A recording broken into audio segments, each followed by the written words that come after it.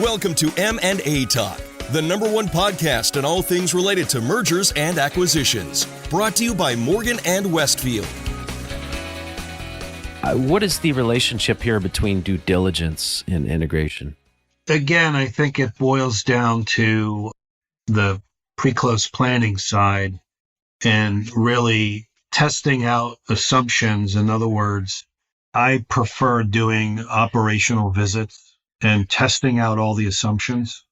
And a lot of private equity firms might do that, where they'll actually go and do site visits and test all their assumptions. And, maybe 10% of them or 15% of them will go do that, right?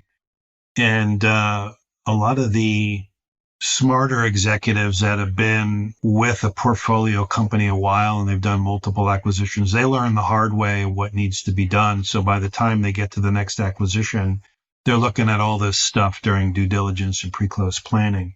Most do not. In lower middle market, it's kind of interesting. I mean, you might have two HVAC companies that one does residential and commercial and one just does commercial, right? And so what does that really mean? Well, the commercial side means you're going to grow the business and maybe expand geographical coverage, but the residential side is a completely different business from commercial, right? You're not doing office buildings and, commercial space. You're doing homes, right? And there's usually, if you've ever had an air conditioner go out in the summertime, you kind of know what that means. That's a really good example. I like that. Very different than, a commercial building where the systems are different. But anyway, usually what I've seen is that there's always, hey, we're buying to grow revenue and we have cost reduction targets and quote unquote synergies that we want to achieve. Those have to be tested, and that's really what would drive integration. And again, as I mentioned earlier, I don't think that happens a lot of the time. They don't test their assumptions and do site visits. And with all due respect to a lot of the finance MBA types that are doing all this due diligence, they don't have operational experience, right? They've never run a manufacturing and a distribution operation, and they're not really sure what to look for, right? Other than what the textbooks tell them to do. So it's good to have somebody that has that kind of experience to say, here's how it should be done. I could teach your people to do it, or I can help you do it. I'll be the orchestra conductor and your people will play all the instruments and I'll give you the music, right? But that's really what doesn't happen, unfortunately. And again, it keeps me in business, right? I'm not complaining about it. I'm just pointing out that it does happen a lot. And I'll be honest, I don't think a lot of especially the private equity firms, they don't want to admit that they're having problems with acquired companies. Right. It's always kept on the hush hush, which is fine. I always sign NDAs, and I don't give out names, but you're a Harvard MBA and you make an acquisition and all of a sudden it starts heading south. You're not going to admit that. You're not going to make that public.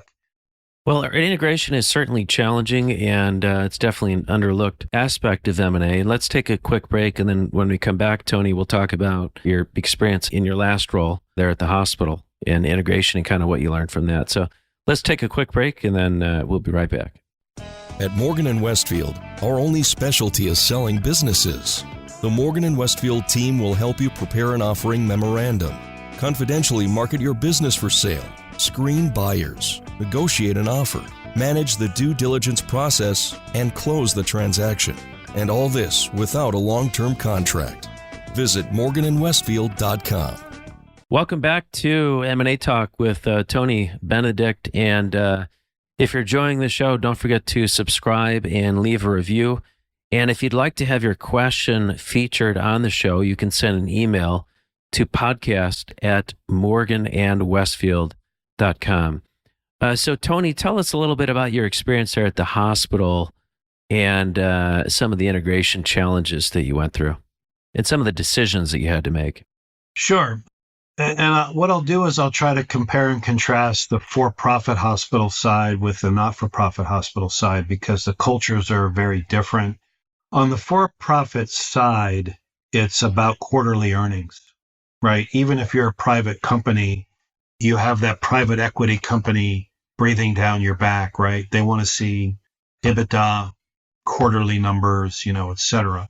And so there's a sense of urgency on the for-profit hospital side, which to me is healthy.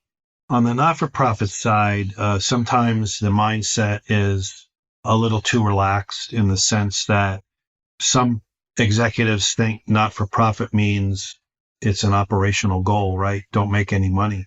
But you have to make money to buy equipment and to give people raises, et cetera. So the sense of urgency is not there. On the mechanics of it, you always start with the bigger things that need to be integrated. And I will say this, I always start with the people side first, simply because if you don't have good people, nothing else matters, right? If they don't have the skill sets, if their morale is low, whatever it may be, the work's not going to get done. M&A Talk is brought to you by Morgan & Westfield, a nationwide leader in mergers and acquisitions for small to mid-market companies. If you've enjoyed this show, don't forget to subscribe and leave a review. Learn more at morganandwestfield.com.